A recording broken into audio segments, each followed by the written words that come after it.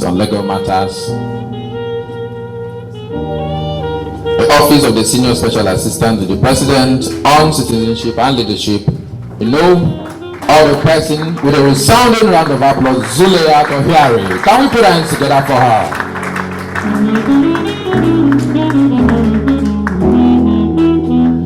Good morning, ladies and gentlemen. Are we happy to be here today? Or should I start with of the greatest Nigerian youths? No, that's not loud enough. Of the greatest Nigerian youths. Thank you. My name is Zuleyat Ohiari, and I have the privilege of representing the Senior Special Assistant to the President on Citizenship and Leadership. She's unavoidably absent, and she has given me her speech to read for us. So please, I would appreciate if you could all pay attention and learn it too from it. Thank you. Distinguished guests, political leaders, civil actors, and most importantly, the passionate and promising youth of Nigeria. It is an honor and a privilege to speak before you today on a topic that cuts to the heart of present-day Nigeria and its future promise, empowering youth leadership in politics, a catalyst for sustainable development in Nigeria.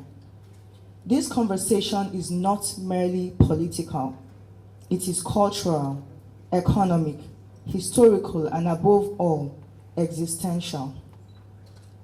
It demands that we assess not only where we are as a nation, but who is leading us, whose voices are being heard, and whether the dreams of the youth are being fulfilled.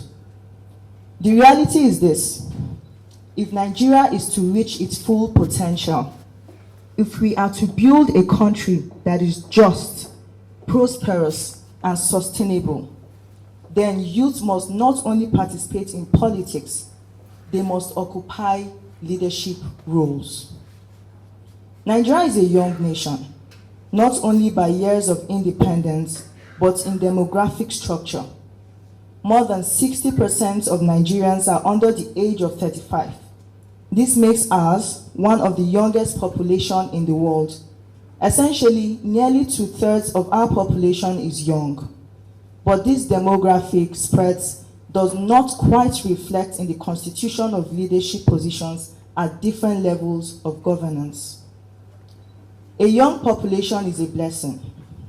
It is a powerful force for innovation, productivity, and national growth. However, as an administration, we are also making efforts to tackle youth unemployment, social exclusion, political disillusionment, and system marginalization. The Renewed Hope administration of President Bola Ahmed Tinubu has a record number of young people serving in different capacities, whether as ministers, head of agencies, executive directors, presidential aides, members of boards, and in other capacities. Yet, more work has to be done as the task of leadership in Nigeria goes beyond just the federal government. There is a need to secure equitable representation for young people at sub-national levels, such as the state and local government. We must ask ourselves key questions like, who speaks for our youth in the chambers of power? Who ensures that youth concerns are both heard and acted upon? And who prepares our youth for the task of leadership and public service? Before speaking further on leadership, I would like to clarify what we mean by sustainable development. According to the United Nations, sustainable development refers to development that meets the needs of the present without compromising the ability of future generations to meet their own needs. This vision is built on three interconnected pillars. 1, economic growth that is inclusive and decent. 2, social progress that empowers every citizen regardless of gender, tribe, or ability. 3, environmental protection that ensure our land, water, and air remain viable for generations to come.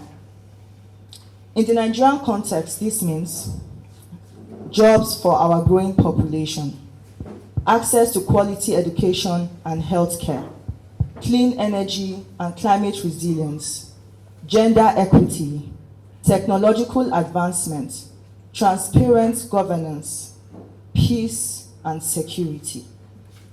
Achieving these goals requires more than policy papers. It requires leaders who can translate vision into action. And we cannot build a sustainable Nigeria without youth leadership.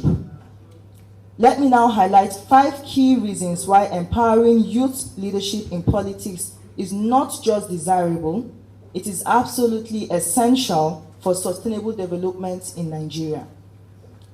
Youth understands the challenges of their generation. No one understands youth employment like a young person trying to secure a job after graduation, or one who is working in the informal sector with little to no job security. No one understands the challenges faced by young entrepreneurs like a young person trying to build or sustain a business. To solve these problems, we need the first-hand experience of young leaders at the policy table. Youth are innovation-driven. The youth are natural problem solvers. They think in apps, algorithms, and data. They want action, and they want it now. Young people building tech companies, fashion empires, music exports, and social movements. We therefore have all it takes to also contribute to policy design and nation building. Innovation is not an age-based asset. It is an outlook, and Nigerian youth have it in abundance. Youth leadership promotes accountability. Young people are digital natives. They live online and understand the power of transparency. They are quicker to challenge corruption, demand good governance, and amplify injustice. Bringing these values into formal policies can strengthen our democratic institutions. Youth are future-focused. Young leaders often think long-term because they are the ones who will live with the consequences of today's policies. From climate change to education reform, we need youth at the center of Nigeria's long-term planning. Youth represents a silent majority. With over 100 million young Nigerians, youth are the largest block of potential voters, workers, innovators, and change agents. Adequate representation in politics and governance is thus essential, as democracy without youth participation is essentially incomplete. I will now highlight some of the factors militating against youth political leadership. 1. Constitutional and legal limitations. The Not Too Young to Run Act successfully reduced the minimum age for elective office to 25 years. While this has resulted in a significant increase in number of young officials elected into office and others appointed into government, young people still grapple with challenges including social and cultural stereotypes, financial and challenges within their party structures. 2. Economic exclusion. Politics in Nigeria is expensive. Nominations form cost millions. Campaigns require extensive logistics. For young people without access to resources, running for office is nearly impossible. Yet, there are many pathways to power, and seeking inclusion through other means like appointments will not be as capital intensive as running for office. Appointive roles also help greatly with building capacity before transitioning to elective office. And I want more young people to consider this option instead of refraining from political participation because they cannot yet afford to vie for elective office. 3. Insecurity and political violence. Unfortunately, in many jurisdictions, intimidation and violence remain deeply ingrained in the political structure. And this serves as a strong deterrent for many young people who wish to participate in politics, especially the young women. Lack of civic and political education. Many young people are unaware of how the political system works. They don't know how to register or join parties or lobby for policies. This challenge is exacerbated by the fact that many simply also do not want to learn. And if we are to increase youth representation, then it is essential that our youth become more politically literate. 5, media and social narratives. Another major barrier to youth inclusion is the negative way in which political participation is portrayed in the mass media, and the general attitude of many young people towards politics and youths who choose to join. To be brutally honest, you cannot impact leadership or change a system that you believe is broken by being aloof and casting aspersions on those who choose to join and work at making changes from within. Certainly, we cannot all be politicians, but we can all be active citizens. And if election turnout statistics are anything to go by, many of our youth are currently not active citizens.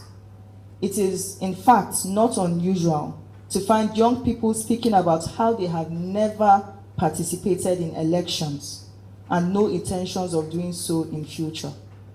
To build this nation, we must actively contribute to it. And taking our civic responsibilities more seriously is the way to begin. To enhance youth leadership, I would strongly recommend that we do the following. Sustain the advocacy for political reform such that youth representation is protected by quotas, and this should ensure that adequate representation of young women as well. Support competent young people who are vying for office through funding, volunteering, and media exposure, among others. Leverage technology for political mobilization and political literacy projects. Legal and policy advocacy, such as youth representation quotas in governance frameworks. Foster mentorship and intergenerational leadership through capacity building programs for young people interested in public service. The youth, however, must also understand that power is not given on a platter. In the words of President Bola Ahmed Tinubu, power is not served a la carte.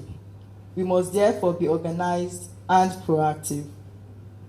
Young people need to join political parties, register to vote, and actually participate in politics, join community-based groups, and interface with elected representatives, and volunteer in campaigns. Those who wish to someday occupy elective office also need to work at building capacity and becoming ready for that which they seek. Do not let cynicism rob you of your power. Nigeria needs your courage, your ideas, and your hope. The future of Nigeria depends on what we do now, not in 10 years, not in 20 years, but now. If we want a Nigeria that is equitable, prosperous, and sustainable, then we as young people must take steps to ensure that we are well positioned for leadership. Let us not merely talk about empowering youth. Let us empower them. Let us not merely wait for the future. Let us influence it. Let us choose courage over comfort, possibility over paralysis, leadership over apathy, and let the world see the youth of Nigeria are not leaders of tomorrow. They are leaders of today. Thank you, and may God bless the Federal Republic of Nigeria.